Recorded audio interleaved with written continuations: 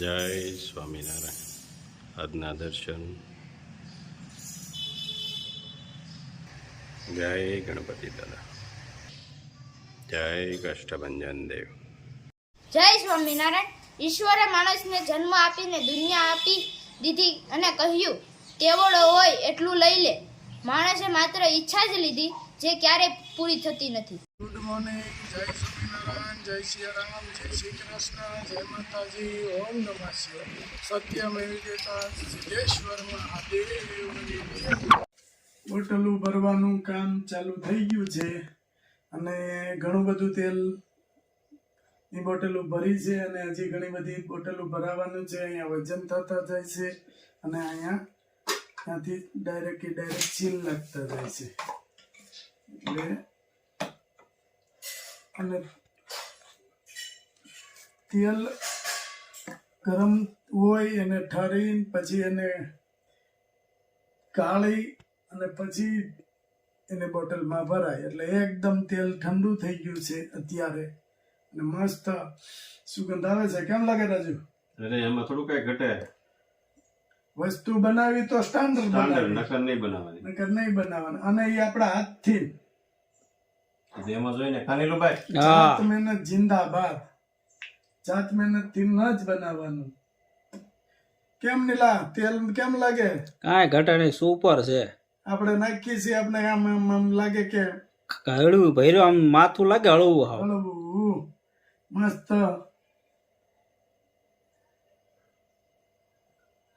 આટલી બોટલ જ ભરાણી ને હજી એટલી થી વધારે ભરા છે.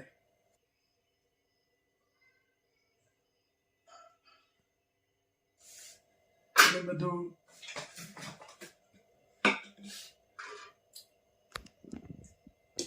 એક શેમ્પુ, 5 સાબુ,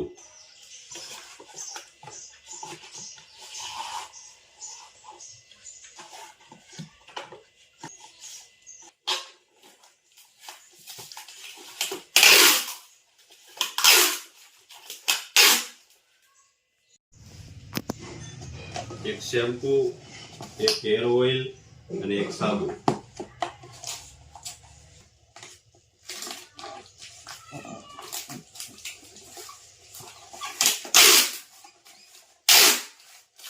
જય સ્વામિનારાયણ. હવે આપણે જે જવાણી ફાર્મે ગયા હતા અને જે સ્કૂલે ગયા હતા તો ત્યાં 1 મહિના થા આ બંને લોકો આપણે તેડાવતા હતા. તો આપણે એ ફાર્મની અને સ્કૂલની મુલાકાત લીધી. એટલે સ્કૂલની મુલાકાત એટલા માટે લીધી હતી કે કોઈ નાના માણસો હોય કે નિરાધાર બાળકો હોય ત્યાં ભણાવે છે એ બેન અને ખર્ચો પણ ઉપાડે છે.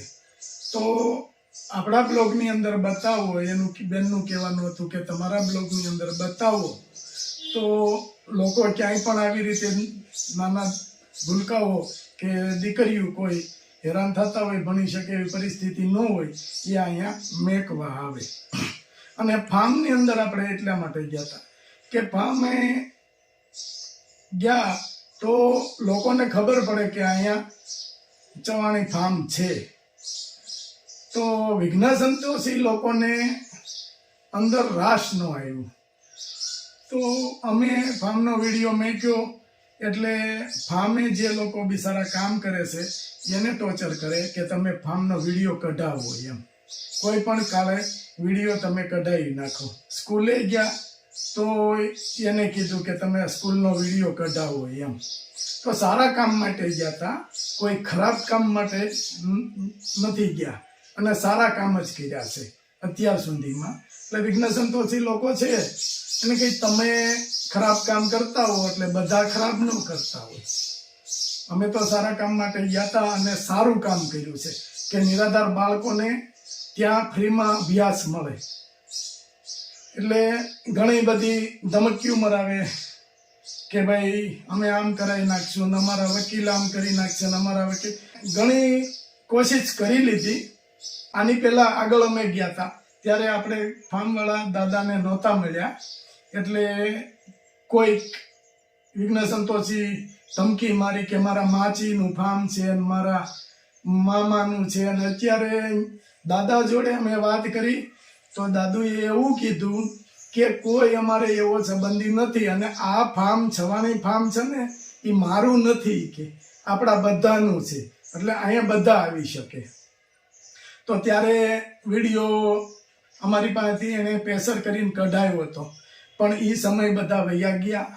હવે અમે અમારી પૂરી તૈયારીમાં જ ગયા હોઈ, અને અબુદ્ધ લોકોને ખબર પડે કે બીજી ફેરું ગયા, બીજી ફેરું, પહેલી ફેરું આપણે આટલું બધું બહુ મોટું કર્યું હતું, અને આ બીજી ફેરું ગયા, બીજી ફેરું વિડીયો મૂક્યો, તો એ અબુદ્ધ લોકોને ખબર પડે કે જેનામાં મેન્ટલી છે કે નથી, એને મગજ કંટ્રોલમાં, એને ખબર પડે કે આ બધા બીજી ફેરું મેક્યો છે એટલે કાંઈક તૈયારીથી મેક્યો હશે.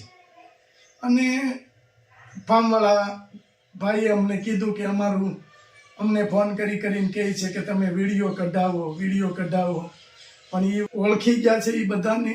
તમે મામા બનાવવાનું બંધ કરો. અત્યારે એને એમ છે કે બી ગયા છે. એમ કોઈ અમારે બીવાની જરૂર નથી. અમે કોઈ ખરાબ કામ કે ખોટા કામ કરતા નથી, એટલે અમારે કોઈ બીવાની જરૂર છે નહીં. એટલે જે કાંઈ તમારી માયાજાળ હોય એ હકેલી લ્યો, નહીતર પછી હવે પછીથી કે જે તમારા કાવા દાવા હતા ને એ પણ બહાર આવશે. કોઈ પણ લોકો હોય, અમને બધાની ખબર છે કોણે શું કર્યું છે, બરાબર. અને બધેથી ફોન આવે જ છે કે અમારી જોડે આમ કર્યું, અમારી જોડે આમ કર્યું, અમારી જોડે આમ કર્યું, બધા કહે જ છે. અને ધીરે ધીરે બધાને અનુભવ અને ખ્યાલે આવે છે. એટલે જે કાંઈ છે એ તમારા પૂરતું રાખો, અમારામાં દખલગીરી કરવાની કોશિશ ના કરો. જે હોય અમે કોઈથી બીતા નથી.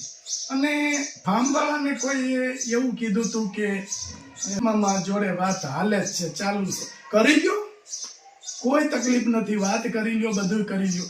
પણ એટલું યાદ રાખીને વાત કરજો કે જેના છે એના જ રહેશે, બરાબર. મામા જોડે વાત કરી લ્યો, તમ તારે બધે વાત કરી લ્યો, જ્યાં દોડવું હોય ત્યાં દોડી લ્યો. હજી જવાના છે એ વિડીયો, આપણે બ્લોગ બનાવવાના છે અને બ્લોગ મેકવાના છે. જેને જે કરવું હોય એ કરી લ્યો. અને કાલે અમારે રાજુભાઈનામાં ફોન આવ્યો, તો એવું કહેતા હતા કે અમારા વકીલ છે, વકીલની જે વાણી છે એની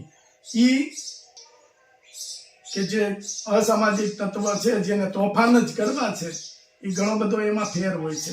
પછી કોઈને એવું કીધું કે મારે તો બહુ મોટો બિઝનેસ છે, તો બિઝનેસમેન કેવા હોય, કોઈને તુકારોય ન કરે, એને બિઝનેસમેન કહેવાય. અને વકીલ સાહેબ કેવા હોય કે શાંતિપૂર્વક વાત કરે. વકીલ સાહેબ ઉપર તો આખું કોઈ પણ વકીલ સાહેબ હોય, કોઈ પણ કેસ હોય તો એની ઉપર છેલ્લે સમાધાનમાં જ આવે.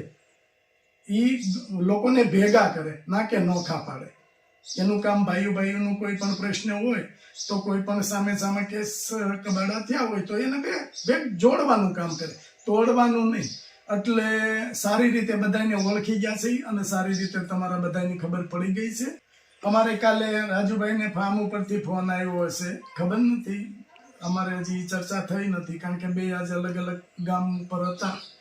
એટલે રાજુભાઈ અમારે ચોખ્ખું જ કીધું કે વકીલને તેવડ હોય તો સામે આવી જાય, અને બીજા કોઈ પણ અસામાજિક તત્વ છે જેને કે તેવડ હોય તો સામે આવો. બીજામાં પક્કું કામ કરાવો છો, તમારામાં હિંમત હોય તો સામે આવવાનું હોય. અમારામાં હિંમત છે, અમે ગમે ત્યાં સામે જઈ શકીએ છીએ. અને અમે રૂબરૂ કરાવેલી છે, અલગ અલગ વાતોનું રૂબરૂ બેસીને બેહાર્યા છે, કારણ કે આપણે ખોટા નહોતા અને આપણું ખોટું નામ આવ્યું હતું. તરત કીધું હતું કે રૂબરૂ કરાવો અને બેસો, રૂબરૂ કરાવ્યા છે. એટલે એ બધું એ ઓલાની ગોળે છે કે પાણીમાં હોટી મારીને પાણી નોખું પાડવાની કોશિશ ના કરો. પાણી તો એ હોટી મારો એટલી વાર જ ખાલી નોખું પડે, પાછું ભેગું જ હોય. પાણી કોઈ દિવસ નોખું પડતું નથી. એટલે જે તમારી આ નાકામ કોશિશ કહેવાય, તો પરિણામ છે ને એ સારું નહીં આવે. અને તે વડ જેને કોઈને પ્રોબ્લેમ હોય ને સામે આવીને વાત કરો, એવો અમારા રાજુભાઈએ જવાબ આપ્યો હતો. કાલ સાંજે ઘણી વાર વાત આલી, પછી સવારમાં પોતપોતાના કામથી શેડ્યુલ અમારું ગોઠવેલું જ હતું. અમે નવરા નથી, કોઈને ટાર્ગેટ કરવાનું જ કામ આપણું એ લોકોનું હોય કે કોઈ પણને ટાર્ગેટ કરે. અને આપણું કામ કોઈને ટાર્ગેટ કરવાનું નથી, બધાનું સારું કરવાનું છે. હવે ફાર્મવાળા બેન માફક સ્કૂલવાળા બેનને સંદેશો આપતા હતા કે આ લોકો ખરાબ છે, આ લોકો આવા છે, એમાં તમે હેરાન થશો, બેનને તો હેરાન કરશે. તો અત્યાર સુધીમાં અમે તો કોઈ દિવસ કોઈને હેરાન કર્યા નથી અને અમારો એ માઇન્ડ જ નથી કે કોઈને હેરાન કરવા. અને અસામાજિક તત્વો એવું પણ કહેતા હતા કે ગુલાબ છે એ 2 બાયું રાખે છે. 2 બાયું રાખતા હોય તો હું અહીંયા ઘેર મારી જાતે મારે રસોઈ કરવી પડે છે. મારા બાને ક્યારેક તકલીફ હોય તો 2 બાયું રાખતા હોય તો હું એકને તો તેડી આવું ને. પણ એટલું યાદ રાખજો કે જે અસામાજિક તત્વો છે આ વાતો જે કરે છે એના માટે છે, બીજા માટે નથી. બીજા માટે કોઈ પણ જાતનો આપણે કોઈ પણ વિરોધ નથી.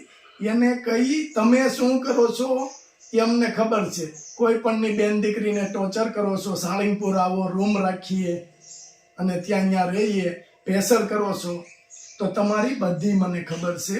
એટલે તમે જેટલા છો ને એ અંદર ને અંદર રહ્યો, ડોકું બહુ કાઢવાની કોશિશ ના કરો અમારા વિરોધ.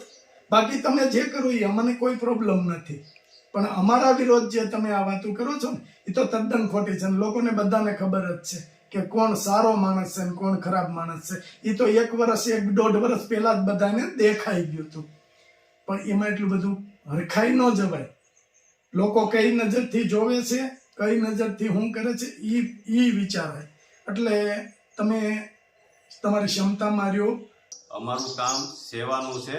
અમારું કામ લુખાગીરી, કોઈને બેન દીકરીઓને હેરાન કરવા, ટાર્ગેટ કરવા એવું નથી. પણ આવી રીતના લોકોને હેરાન કરે અને બધાને ફોન કરીને આ લોકો આવા છે, આ લોકો આવા છે, તો એવું કોઈ માને નહીં. અમને ફોન કરીને બધા કહે જ છે લોકો કેવા છે એ બધા. અને અમે સેવા હાટું ગયા હતા. અહીંયા કોઈ ખરાબ કામ કરવા તો નહોતા ગયા. કાલે જે રાતે ફોન આવ્યો હતો ફાર્મવાળાનો મારામાં, એટલે એ એમ કહેતા હતા કે મને ફોન કરીને કહે છે કે આવી રીતના આમ કરો, તેમ કરો. પણ હું એમ કહું છું કે એ ફાર્મવાળાને જે ફોન કરે છે એ ભાઈ અને જેને તકલીફ છે એ ભાઈ જેને ઊભા કર્યા છે એ બધા એટલા બધા હિંમતવાળા હોય, તેવડવાળા હોય. તો એકવાર સામે આવી જાય તો ખબર પડે અસલિયત શું છે. એકવાર આવી જાવ તમે તારે, બહુ તેવડવાળા છો તમે તો અમને બધી ખબર જ છે તમારી. એકવાર સામે આવી જાવ એટલે તમને શું છે શું નહીં બધું તમને બતાવી દઈએ.